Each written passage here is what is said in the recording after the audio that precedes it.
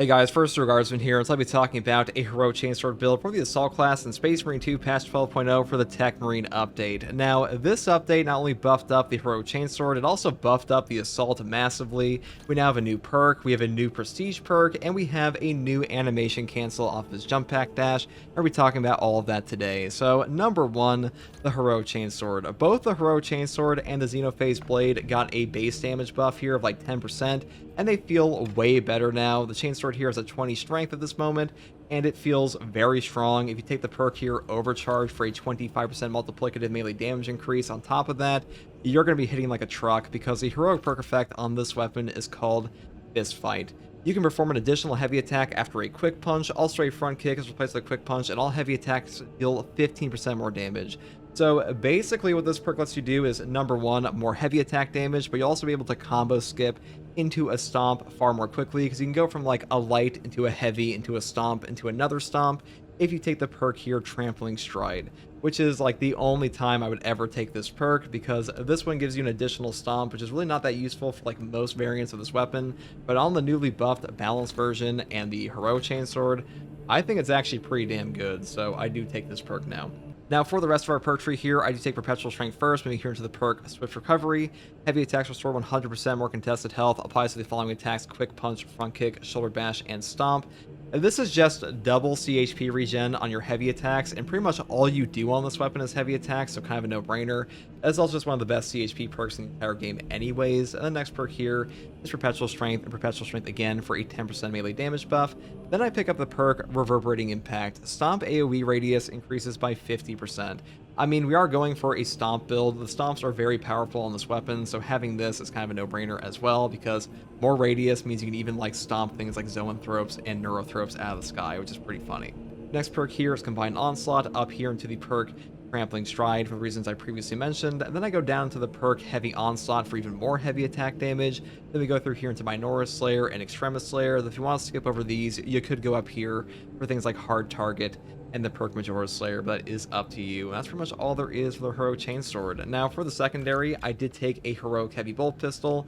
This is still the highest gun strike damage in the entire game. And for the perk tree, we are pretty much just going all the way down the bottom tree now, because we're going to take able damage and the perk Death Strike, because Death Strike reads, after killing a Majora's level or higher enemy in melee combat, you will deal 25% more damage for 10 seconds. This perk will trigger on not just a melee kill, but also a melee finisher, so keep that in mind.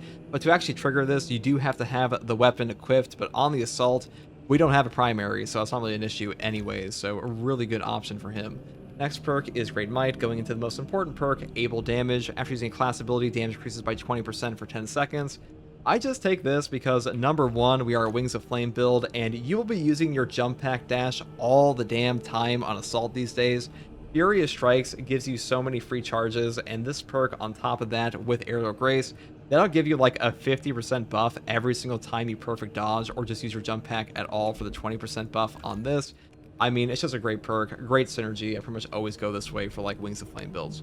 Next perk here is Home Precision, up here into the perk Gunstrike Reload. Then I pick up the perk Tactical Precision for headshots dealing 20% more damage and non-headshot damage decreasing by 10%, which really does not matter at all, because headshot damage is all that matters on this weapon.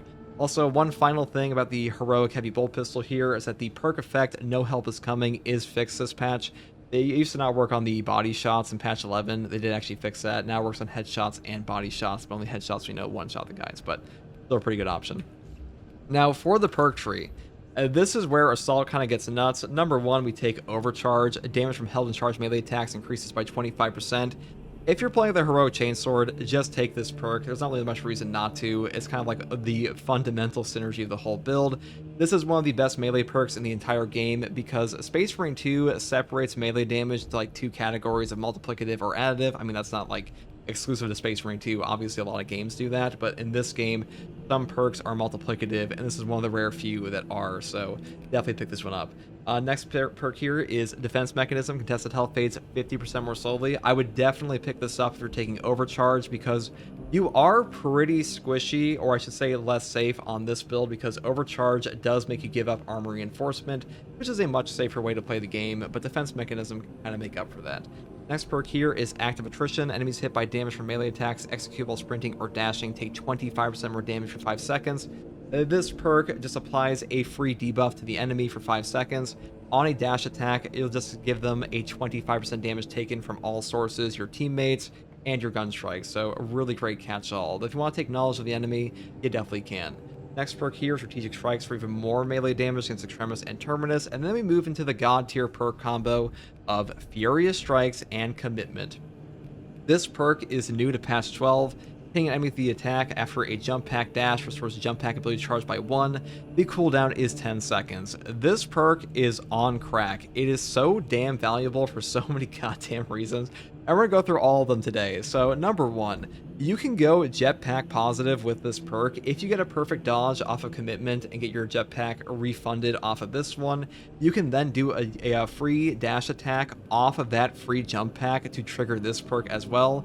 And now you are effectively up a jump pack. So really useful for that. And on top of that, we also have the brand new Hammer of Wrath perk. I mean, not like brand new, but the new Prestige perk, Hammer of Wrath, that gives you a 30% range damage reduction on every single jump pack use, including your Wings of Flame jump pack dash, and you also get a no knockback effect for 15 seconds. So you'll be constantly triggering that over and over for free, and this is just such a powerful perk at the moment. In fact, it's so powerful, I have to wonder if they shouldn't have made this a base feature of the class, because playing without it kind of sucks at this point. Because really, in the worst case scenario, this is a gap close for free where you just hit your jump pack, you dash into the enemy, you hit a guy in the face. It doesn't matter if it's a Majoris or Minoris, you'll just get a free jump pack back every 10 seconds. So really good for triggering perk effects and dealing free damage off of Wings of Flame, because Wings of Flame says a jump pack dash damages enemies along trajectory and always works as a perfect dodge when dodging an attack. This is just free damage and a free damage enabler for this entire build. It makes everything function more smoothly. You do not have to take this perk to use the Furious Strikes and Commitment combo, though I do think it's best with it, because Wings of Flame against bosses like the Hellbrute and the Carnifex, it's just free damage, and free damage is just free damage, and on top of that, it makes triggering your free jump packs far easier. Next perk here is a 30% damage buff for 10 seconds on jump pack use, and the final one is Commitment to get a free jump pack on a perfect dodge your jump pack dash. I mean, if you don't have this perk, your jump pack dash just kind of sucks, or you're going to be relying on this entirely, so definitely pick it up. Now, for our Prestige perk list, I do take Unyielding Oath first. Moving here into the perk Fortitude, then you can pick up Scramble Targeting or Practice Aim, and the perk I would always pick up is Hammer of Wrath, because Hammer of Wrath is just the best no knockback option on Assault now, because Adrenaline Boost has been kind of power crept by this one, in my opinion. That's pretty much all there is for this build, guys. The Heroic Chainsword kind of hits like a truck. It feels really good, or at least way better than it did in patch 11. It may not be like the #1 option on the Assault, but it is quite strong, and in a Wings of Flame build, really anything works at the moment. So hopefully this build guide helped you, and if you like content like this, subscribe for more, and as always, thank you for watching. Take it easy. Bye. I was really worried for a while. What are the odds we go to Armageddon in Space Marine 3? At least one.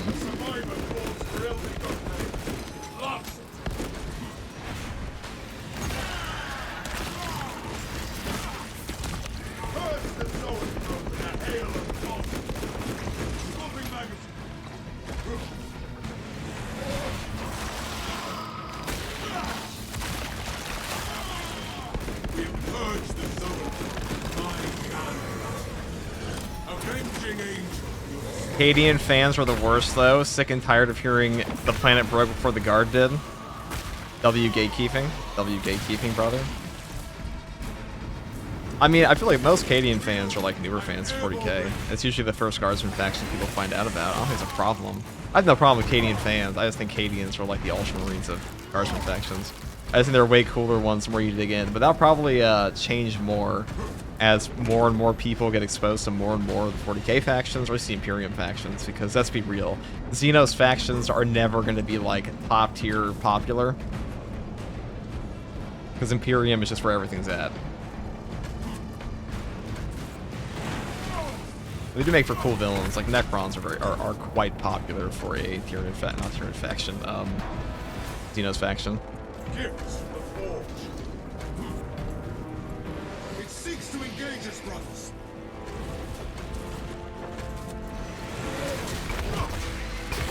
FTG of Astroyan Guard Enjoyer, Unfathomably Base. Dude, that's who I rock in Dark Tide all the time when I play a Guardsman, it's Astroyan Guard.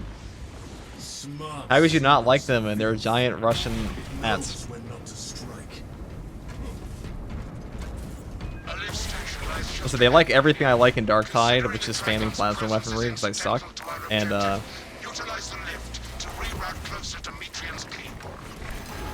oh my god, that actually fucked me. Fucking Trigon, dude, can suck my ass.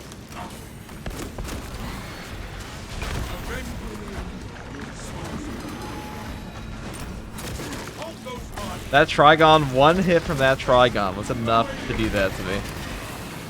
How annoying. That was actually frustrating. Okay.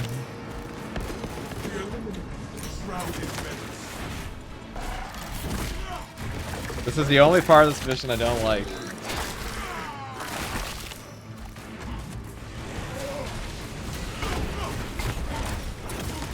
Like that shit.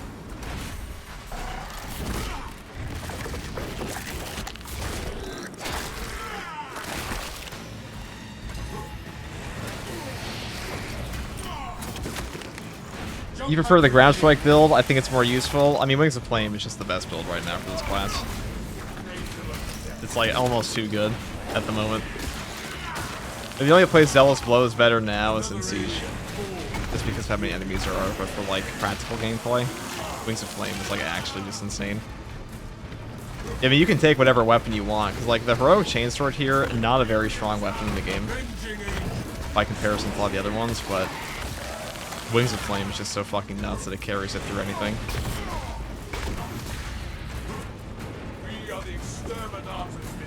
Almost anything, except for a Trigon drive-by.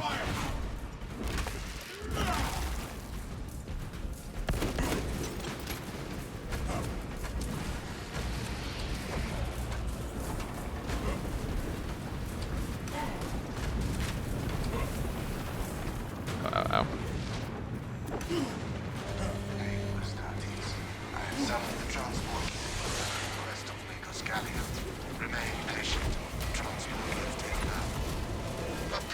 I have transmitted no authorizations.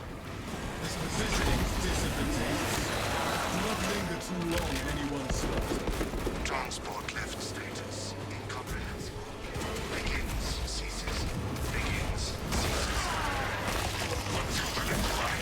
Why is Saber so afraid of adding a heroic block weapon? I don't think they're afraid. Well, I think a huge portion actually is because when heroic weapons first launched for this game, the majority of this game's player base like was crashing out of that block.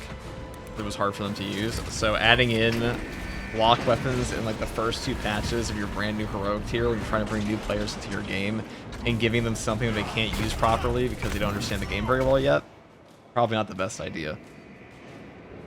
Which is why fencing and balance were first. Or balance and fencing were first. Because balance is kind of like, you know, a middle ground for damage and parrying, which is a lot easier to get by the brand new players than the block weapons that require you to know all the enemy movesets. Like, that's the thing that makes a block weapon hard in this game, is that it simply requires more game knowledge. You have to know the movesets of the enemies. You kind of have to do that for parrying weapons too, but, you know, a parry stagger will just interrupt the entirety of Lictor's attack chain. Block won't do that for you. How do you go into the training room you see in your video? It's just a mod. It's called the testing menu. There's going to be an official testing arena mod, or not even mod, testing arena thing in patch 13. It will definitely not be as substantial as the mod is, but still better than nothing for consoles.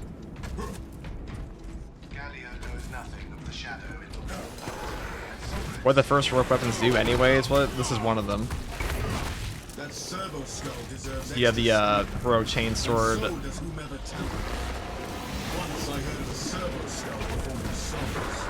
The other one. Yeah, Heroic Chainsword, Xenophase Blade, Heroic Bolt Pistol. 3 others as well. Oh yeah, the Heroic Plasma. Good times. That rat, do not let that one come.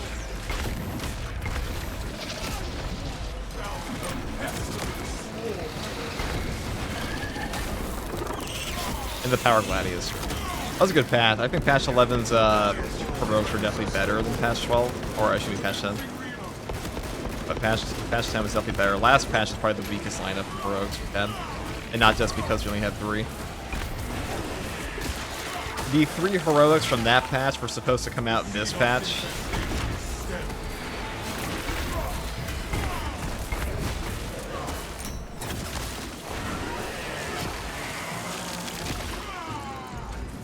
They pushed them up a bit.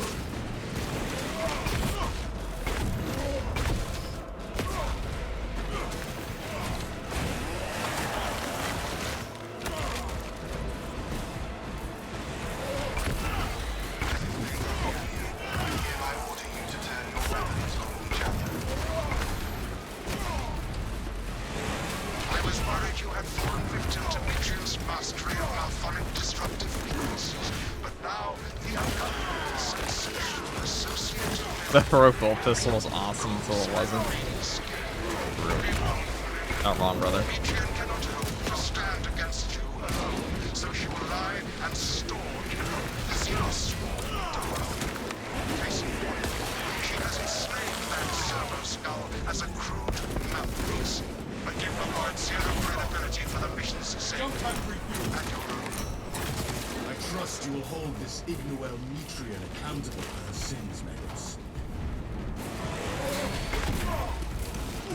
So sad about the PTS news. I'm not too sad about the PTS news. I'm more sad that, I'm actually more happy, to be honest. I'd rather it come out around Warhammer Skulls anyways, because if there's a massive, massive gargantuan gap in this game all the time, because I imagine they're going to be doing a year 3 in, I don't even know, September again. Probably get more info on that pretty shortly here. Yeah, this upcoming patch seems to be pretty big. I'm excited. Yeah, we'll see how... We'll see. It seems about the same size. Definitely not as big as a new class. I think it will do well. I don't think it's going to do remotely as well as patch 12, though. But patch 12, even if patch 12 was like a worse patch than this one turns out to be, like, I'll be honest, guys, I think patch 11 was better than patch 12 was. But patch 12 had a new class, and a new class automatically brings in more players than, like, pretty much anything else in a horde shooter. So, that will probably be the most popular class, or excuse me, patch of this year.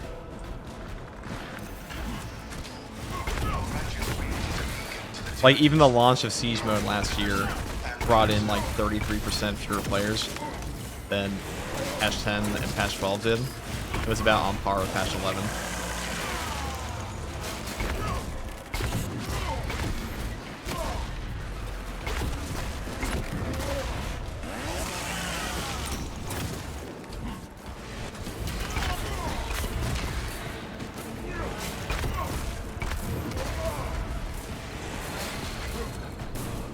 Wait, I didn't get that. Why are you happy about that? Because I think the PTS in this game, it takes away from the actual patch in a lot of cases, because the game usually gets solved before the patch even comes out. So this is an issue that happens in games like Path of Exile all the time, is that you'll get a big patch for the game that will come out, right? And it'll be solved in like 2 seconds because there's like an early access or something like it. Something similar. And that's an issue that keeps happening, because they don't change enough from the PTS. Like, it's mostly bug fixes. So what winds up happening is the heroics get revealed, everybody sees the new heroic weapons, everybody uses the new heroic weapons, and they're like, okay, they're going to change like maybe 20% of the things about them. Maybe rarely they'll change like one perk to be majorly different. But at that point, most players have already seen the new patch, they already know what's going to be good in the new patch. The patch is effectively solved. And it comes out, everybody gets the stuff they want, they already know all the builds are going to be good. And then they're stuck waiting. And as somebody who's been making content for pretty much every single patch of this game, I can promise you that the overall community reaction to patches that don't have a PTS is significantly different from patches that don't. Because like the entire community finds out everything about the patch together. That's what happened with patch 10. The progression system in patch 13, yes. Forward! We dare not be late to apprehend this Mitrian.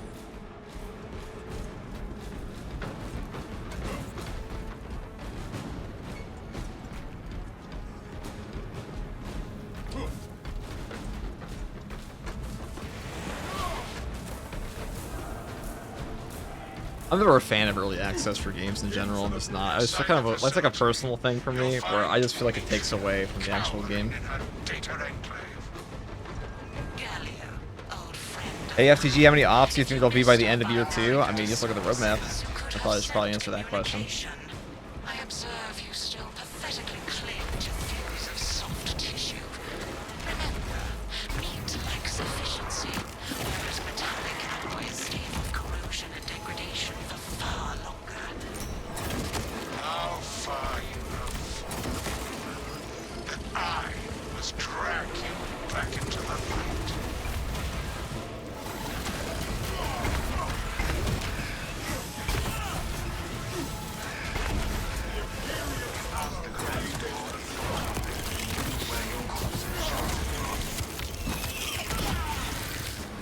We stand in victory against this. New progression system's gonna be the new voice lines. Gotta hold on to your butts. Hold on, what? I've also heard something about a cosmetic rework. Yeah, there's supposed to be a new customization feature, they said. Whatever that means. Maybe they're talking about perk loadouts, dude. Who knows? Who knows? Exists to pull me from recording biomass coalescence data firsthand. I pose no threat to Galio or the Imperium, even if I should fall. Disconnect her synaptic tethers from the facility command terminals. Stand firm. I expect her to route Xenos to assault your locus. Hold this territory.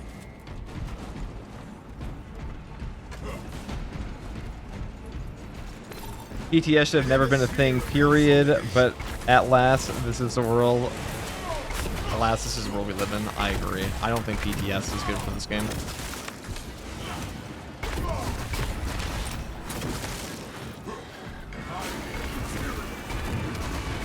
Especially since in many cases it feels like we're pushing back the actual patch. And also the changes from the PTS to the main patch are generally not that substantial, outside of like gargantuan bug fixes, and that's about it. I also think it creates an inherent disconnect between the console player base and the PC player base, where PC players will get all this stuff early, and then they'll be bored when the actual patch comes out. The summation of our divine arithmetic from long ago. Remember Project Zeta 6? As my theorems predicted, your life vector has converged with renegade factors, and Zeta 6 was a waste of computational resources and one perfectly good promise. Surrender now, and perhaps leniency can be granted. After the mind probes, of course. You are a redundant functionary. Your Astarte shall die. In the dark.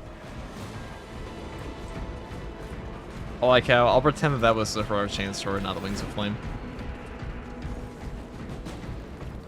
Wings of Flame's cracked. Heroic Chainsword, eh. It's alright. Power cell on my locus. The generator requires a power cell.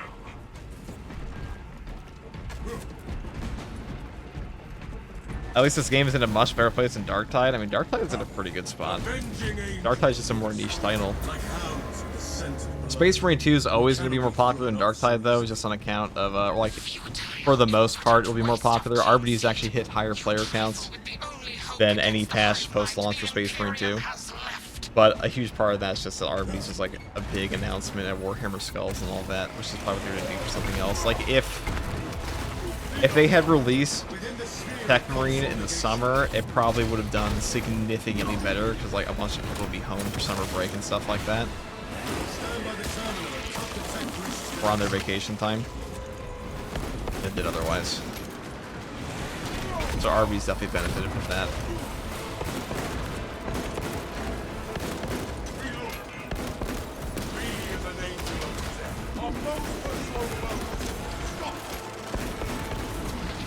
Jump pack review.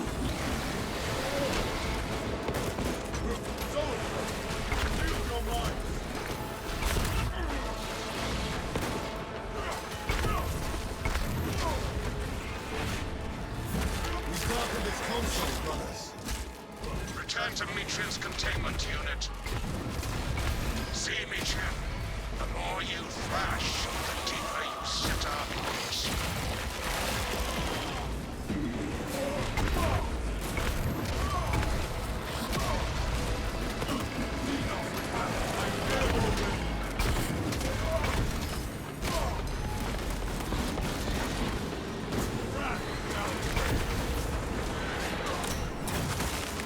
Another alien falls.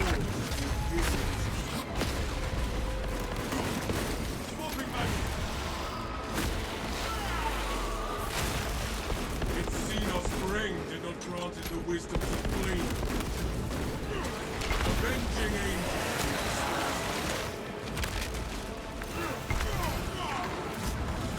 Right to the storm.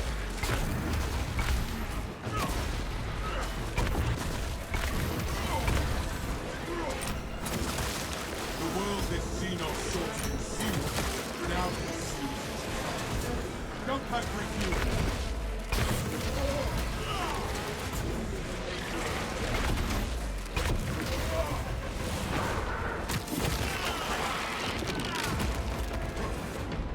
You hate the Wings of Flame setup? It's the highest skill version of Assault. It doesn't click for me for slam build because I often get jetpack can't activate bug. I mean, that's why I usually recommend players just take Zealous Blow if you're starting out. Like, what's best in a game isn't always necessarily what's most fun. In this case, I think Wings of Flame is also really fun. But that being said, I think Zealous Blow is definitely better if you're starting out because the thing just kind of, you know, you see a Minotaur's Sword, you go up, you go down, do it again. Repeat until enemy dead. Pilot, Viridian is ready for evacuation. Sending updated extraction coordinates to you now, Viridian. Yes, I know a lot of people are disappointed there's no public test server this time around, but guys, it's a hidden victory, really. Assuming the patch doesn't come out like horrifically buggy. Like, why would that ever happen? Not even this interminable storm dampens our chapters. No PTS only means patch 13 sooner. Or,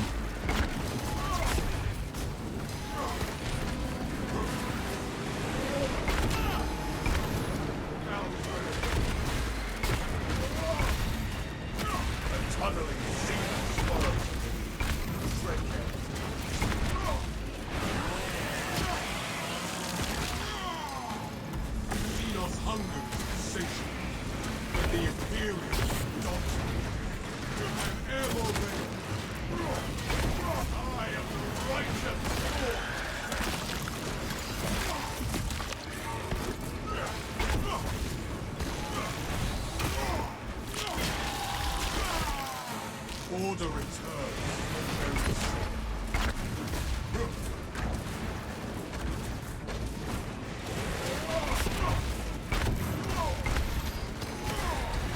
The Xenos infestation is steady. Jump pack refuel.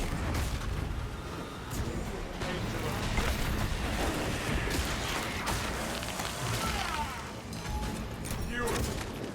Man up, brother. Try to enforce. Healing wounds.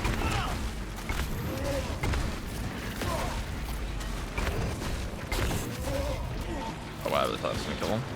That's cool. Avenging angel exposed. The world this Xenos sought to consume now consumes.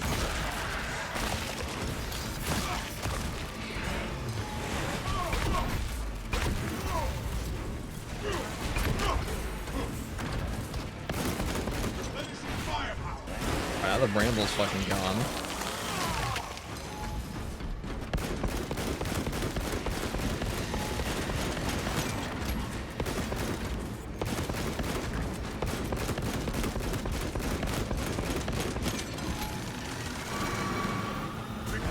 I am airborne ready.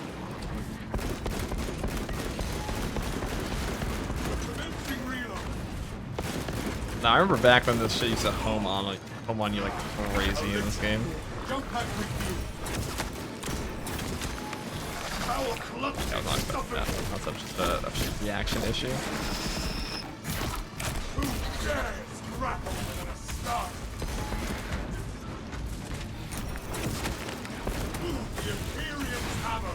Kind of a waste of my attack. The Xenos scum shall remain behind.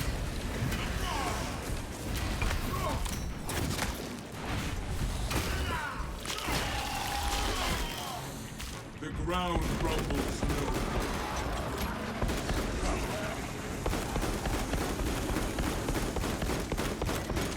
Reloading magazine. Avenging angel, your disposal.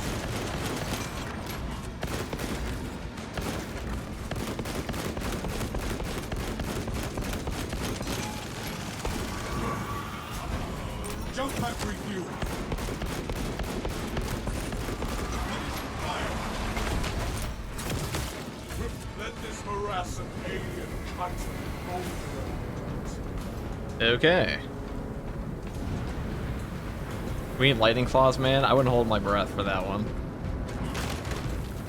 Probably not gonna see lightning claws until like Space Marine 3.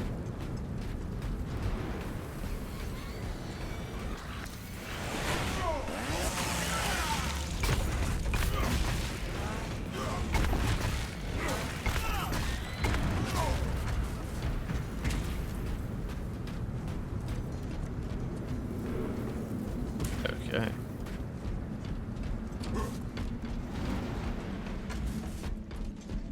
Customization of AI bots would be nice. Appearance plus levels. They said that's not a priority for them. Brothers, together They did we say go. it's possible, but it's definitely not a priority for them. What's the community event news? We're gonna have a Phobos helmet again. I cannot land with that borrowing abomination lurking about. Deep scans have penetrated the atmospheric disturbances and Metrian's meddling code. Alright, there we go. Trigon vulnerability data pushed to your displays. The Imperium demands the Trigon's extermination. Focus on the gaps in the Trigon's exoskeleton.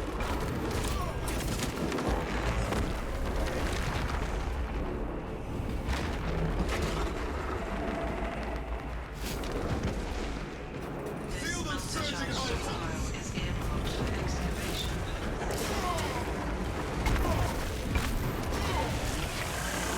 Meltify will cauterize and fuse their tunnels shut.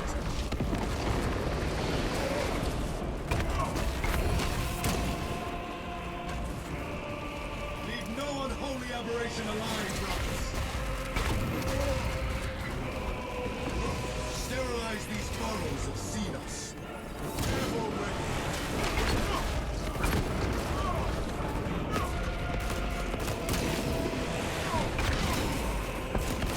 Right. I tried to kick him in the face last second. Another alien. Avenging angel. Xenos assails us.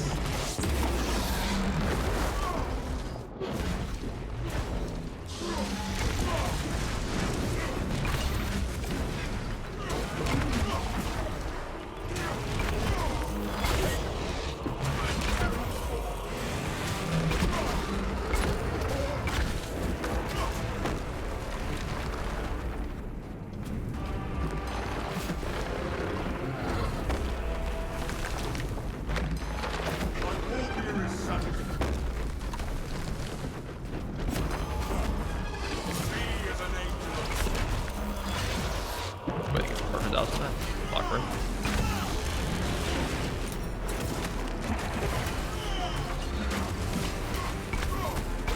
Trigon kill confirmed.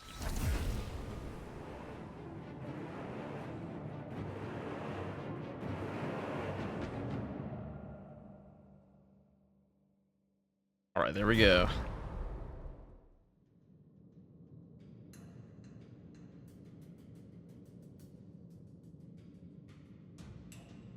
That one was a freebie.